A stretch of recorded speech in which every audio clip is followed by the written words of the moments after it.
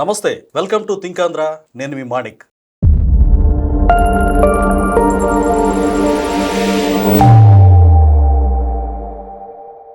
SIT అధికారులు మా ప్రభుత్వం వచ్చిన తర్వాత మీరు జాగ్రత్త, మిమ్మల్ని కూడా జైలుకి పంపిస్తాం. పోలీసులు ఎవరైతే సీఎం చంద్రబాబు నాయుడు గారికి, లోకేష్ గారికి అనుకూలంగా ఉన్నారో వాళ్ళ సంగతి తేలుస్తాం. అంత మాత్రమే కాదు, వైసీపీ నేతల మీద అక్రమ కేసులు నిలవు, మేము భయపడేది లేదు, 2.5 సంవత్సరాల తర్వాత జగన్మోహన్ రెడ్డి వస్తాడు, మీ అంతు చూస్తాం అని చంద్రబాబు నాయుడు గారిని, అలాగే ఆ సిట్ అధికారులని, పోలీసులు అందరిని కూడా బెదిరించారు. జైలు నుంచి బెయిల్ పై బయటకు వచ్చాక జోగి రమేష్ ఎందుకు ఈ వ్యాఖ్యలు చేశారు, ఈ వ్యాఖ్యల వెనక ఆంతర్యం ఏంటి, ఈ విషయాలన్నీ మనకు క్లియర్ కట్ గా వివరించడానికి మనతో పాటు ఉన్నారు ప్రముఖ రాజకీయ విశ్లేషకులు కొత్త రవీంద్రబాబు గారు. సార్ నమస్కారం. నమస్తే సార్, జోగి రమేష్ గతంలో ఏవైతే అబ్యూజ్ లాంగ్వేజ్, అహంకారపూరితంగా మాట్లాడాడో అదే విషయాల్ని ప్రస్తావిస్తూ ఈసారి పోలీసులను, సిట్ అధికారులు కూడా బెదిరించే ప్రయత్నం చేశారు. అసలు ఈ జోగి రమేష్ వ్యాఖ్యల్ని, ఈ అహంకారాన్ని మనం ఏ విధంగా చూడాలంటారు? ఆంధ్రప్రదేశ్ రాష్ట్రంలో మాజీ మంత్రి జోగి రమేష్ కల్తీ మద్యం తయారు చేసిన వ్యవహారంలో 83 రోజులు జైల్లో ఉన్నారు. ఇప్పుడు ఆయనతో పాటుగా వాళ్ళ బ్రదర్ జోగి రాము ఇద్దరు బయటకు వచ్చారు బెయిల్ మీద. ఇక్కడ నంబర్ 1. నంబర్ 2 పాయింట్ ఇంకోటి ఉంది. వీళ్ళకి బెయిల్ యాక్చువల్గా గతంలో 10 రోజుల క్రితమే బెయిల్ లభించినప్పటికీ జైల్లో నుంచి విడుదల కాలేదు అనేది ఒకటి వార్తల్లో చక్కర కొట్టింది. రీజన్స్ ఏమైందంటే, ఫస్ట్ వీళ్ళు ములకల చెరువు అనే గ్రామంలో కుటీర పరిశ్రమ లాగా కల్తీ మద్యాన్ని తయారు చేసే పరిశ్రమను ఎస్టాబ్లిష్ చేశారు జనార్దన్ ద్వారా. కరెక్ట్.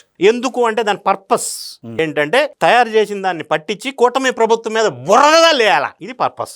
సరే, ఆ ప్లాన్ బెడిసి కొట్టింది, వీళ్ళకి బూమరాంగ్ అయింది, జైలుకి వెళ్ళవలసి వచ్చింది. సరే, జైలు జీవితం గడిపారు. బయటకు వచ్చిన తర్వాత ఆయన మీడియాతో మాట్లాడిన మాటలు వ్యూహాత్మకమా, ఆశ్చర్యకరమా, అంతర్మథనం ఏంటి, అందులో ఏ ఆలోచనతో ఆ విధంగా మాట్లాడాడు, లేకపోతే గాంభీర్యమా అనే అంశాలను విశ్లేషణ చేసుకొని ఆ తర్వాత కేసు బ్యాక్గ్రౌండ్ లోకి ఒకసారి వెళ్దాం. Right sir. పార్టీలకు అతీతంగా జోగి రమేష్ నిన్న మాట్లాడిన మాటల్లో ఏం మాట్లాడారు? నంబర్ 1, చంద్రబాబు నాయుడు గారు, నారా లోకేష్ గారికి నేను ఛాలెంజ్ చేస్తున్నాను, మీ ఇంటికి వస్తారా, నా ఇంటికి వస్తారా? ఎందుకు ఇంటికి వెళ్తాం?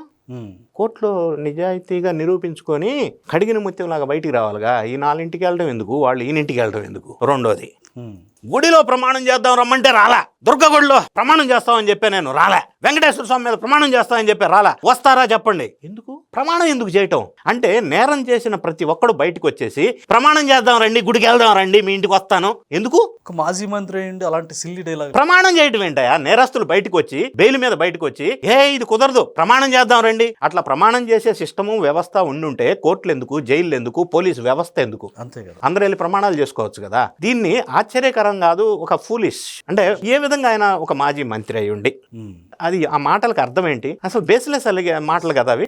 అయితే ఇంకొక అంశం ఇందులో ఆయన ఫ్రస్ట్రేషన్ కనిపిస్తా ఉంది. ఫ్రస్ట్రేషన్ ఎందుకు అంటే, 83 రోజులు జైల్లో ఉన్నప్పుడు జగన్ రెడ్డి గారు పరామర్శించడానికి వెళ్ళాల, అది వాళ్ళ కుటుంబాన్ని కూడా పరామర్శించాల.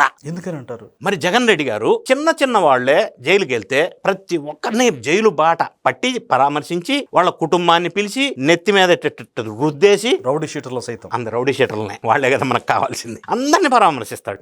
కానీ జోగి రమేష్ ని ఎందుకు పరామర్శించలేదు? నంబర్ 1, సూక్ష్మంగా ఆలోచించినట్టయితే జోగి రమేష్ నే కాదు, లిక్కర్స్ కేసులో జైల్లో ఉన్నటువంటి చెవిరెడ్డి భాస్కర్ రెడ్డిని గాని, ఆయనకు అత్యంత సన్నిహితుడు మిథున్ రెడ్డిని గాని, ఇంకా మిగతా వాళ్ళంతా, అంటే మెయిన్ లిక్కర్ స్కామ్ లో ఉన్న వాళ్ళు ఎవరిని ఈయన పరామర్శించాల. కరెక్ట్. ఈ కల్తీ మద్యం తయారీలో ఈయన కూడా పరామర్శించాల. ఎందుకంటే ఈ 2 కేసుల్లో సూత్రధారి లేదా అంతిమ లబ్ధిదారుడు లేదా స్కెచ్ చేసిన వ్యక్తి జగన్ రెడ్డి గారు. షూర్, అది పక్కా. అది ప్రైమా ఫేసి ఆధారాలు ఎస్టాబ్లిష్ అయినాయి. నంబర్ 1, మీరు పక్కానా అని అడిగారు కదా. అయినాయా సార్? మీరు పక్కా అని అడిగారు కదా. కల్తీ మద్యం కేసులో, మద్యం స్కామ్ లో ఛార్జ్ షీట్ లో ఫస్ట్ సబ్మిట్ చేసిన 305 పేజీల ఛార్జ్ షీట్ లో పేజీ నంబర్ 131 లో జగన్ రెడ్డి గారి పేరు స్పష్టంగా రాసి ఉంది. Page number 131. మరి ఆయన పాత్ర ఉందని ప్రైమా ఫేస్ ఎస్టాబ్లిష్ అయింది కదా. దానికి బలం చేకూరుదనే ఉద్దేశంతో ఆయన వాళ్ళని పరామర్శించలేదా? దానికి వెళితే ఇది ఎక్కడ మెడకు చుట్టుకుంటుందో అని ఎక్స్పర్ట్స్ సలహా ఇచ్చిన మేరకు కల్తీ మద్యం విషయంలోనూ, మద్యం స్కామ్ విషయంలోనూ జైలుకి వెళ్ళిన వాళ్ళ దగ్గరికి పరామర్శకి వెళ్ళలేదు. అంత మాత్రం తప్పించుకోగలరా? తప్పించుకోలేరు. అయితే ఈ జోగి రమేష్ ఎందుకు ఇలా మాట్లాడాడు అని అంటే, గతంలో జోగి రమేష్ కొంత మనం వెనక్కి వెళ్ళి చూసినట్టయితే, జోగి రమేష్ అనే వ్యక్తి ఎమ్మెల్యే అప్పట్లో జగన్ రెడ్డి గారు ప్రభుత్వం పరిపాలించే రోజుల్లో. మరి ఆయనకి మంత్రి పదవి మొదట్లో రాలే, ఫస్ట్ ఫేజ్ లో. అప్పుడు ఆయన ఏం చేశారు? మంత్రి పదవి రావాలి అంటే జగన్ రెడ్డి గారి కళ్ళల్లో ఆనందం చూడాలా.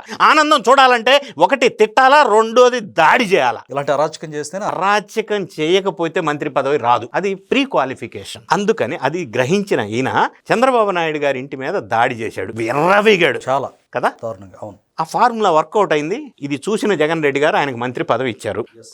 చాలా ఆ ఫార్ములా వర్కౌట్ అయింది అని అనుకుందాం. ఇప్పుడు జైల్లో నుంచి బయటకు వచ్చారు. పరామర్శించలేదు అన్న ఒక అసంతృప్తి, ఫ్రస్ట్రేషను, నిరాశ, నిస్పృహతో ఉన్నటువంటి జోగి రమేష్ మళ్ళీ జగన్ రెడ్డి గారిని ప్రసన్నం చేసుకోవాలా, ఆయన కళ్ళల్లో మళ్ళీ ఆనందం చూడాలి కదా.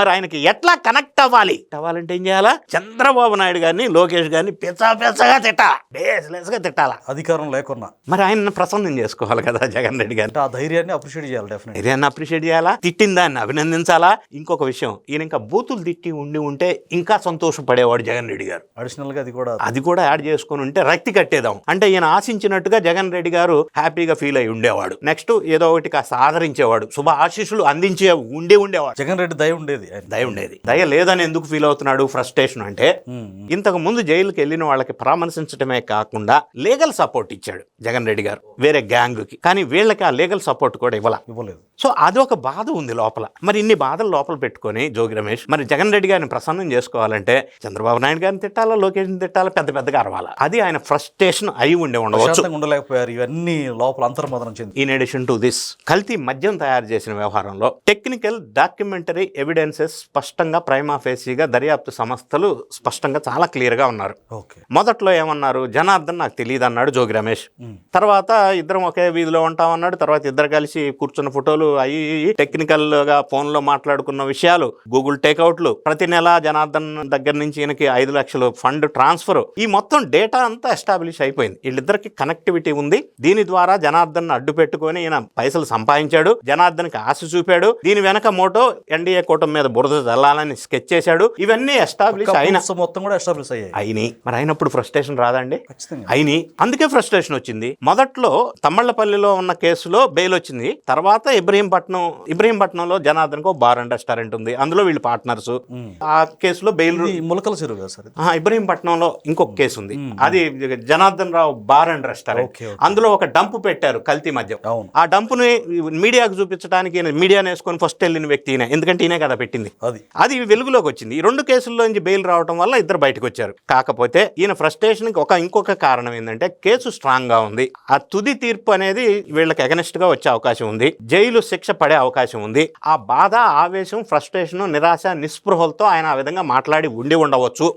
ఇలా మాట్లాడటానికి ఇన్ని రకాల కారణాలు ఉండవచ్చు అని చెప్పి నాకు అనిపిస్తా ఉంది. Right sir. చివరిగా అంటే మీరు ఒక అడ్వకేట్ గా ఉన్నారు. ఇప్పుడు జగన్మోహన్ రెడ్డి గారి పేరు కూడా పేజీ నెంబర్ తో సహా చెప్పారు. ఆయన ఖచ్చితంగా దీంట్లో ఇరికించబడతాడా? డెఫినెట్ గా దీంట్లో తప్పించుకోలేరంటారా? అంటే కల్తీ మద్యం కేసులో ఇప్పుడు దర్యాప్తు అనేది పూర్తి కాల. నంబర్ 1 దర్యాప్తు జరుగుతూ ఉంది. నంబర్ 2 విజయసాయి రెడ్డి, మిథున్ రెడ్డిని ఎన్ఫోర్స్మెంట్ డైరెక్టరేట్ విచారణ చేసింది, ఇంక్లూడింగ్ రాజకేశ్ రెడ్డి. అయితే పేరు ఉన్నంత మాత్రాన జగన్ రెడ్డి గారి పేరు అక్యూజ్డ్ లిస్ట్ లో రాలేదు. ఎందుకు రాలేదు అంటే ఇంకా పూర్తి స్థాయిలో డాక్యుమెంటరీ సపోర్టింగ్ ఎవిడెన్సెస్ ఎస్టాబ్లిష్ అవ్వాలి. అందుకే బయట అవ్వాలి అంటే ఇందులో ఇంకా కొంతమందిని విచారణ చేయాలి. ఫర్ ఎగ్జాంపుల్ విజయసాయి రెడ్డి గారిని మళ్ళీ పిలిచే అవకాశం ఉంది. మళ్ళీ పిలిచినప్పుడు ఆయన ఇంకొక కొత్త పేరు ఏమన్నా చెప్తాడా, లేదు అంతిమ లబ్ధిదారుడు ఈయనే అని చెప్తాడా?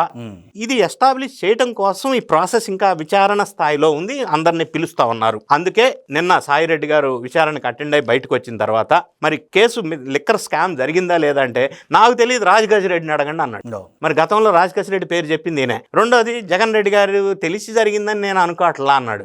ఆయన మళ్ళీ పేటు ఫిరాయించాడు, విజిల్ బ్లోయర్ గా ఉంటానన్నాడు గతంలో. ఇప్పుడు ఆయనకు తెలియకుండా Rajakesh Reddy liquor scam policy frame చేస్తాడండి సార్. విజయసాయి రెడ్డి అన్నారు. విజయసాయి రెడ్డి అలాగే మిథున్ రెడ్డి ఇద్దరు కూడా ప్రాపర్ సమాధానాలు ఇవ్వలేదని తెలుస్తా ఉంది సిట్ విచారణలో. కానీ అట్లా స్కిప్ చేస్తే సిట్ అధికారులు మరి గట్టిగా యాక్షన్ తీసుకుంటారు. వాళ్ళకి కావలసిన వివరాలు వచ్చేంత వరకు మళ్ళీ పిలుస్తారు. నంబర్ 1. నంబర్ 2 విజయసాయి రెడ్డి గారి విచారణలో ఈయన డాక్యుమెంట్స్ కొన్ని సపోర్టింగ్ తీసుకెళ్లారు. ఏంటంటే 2019 నుంచి 24 వరకు ఈయన అసెట్స్ లేకపోతే bank balances, in out flow of the money, ఆ ట్రాన్సాక్షన్ డీటెయిల్స్ సబ్మిట్ చేశారు.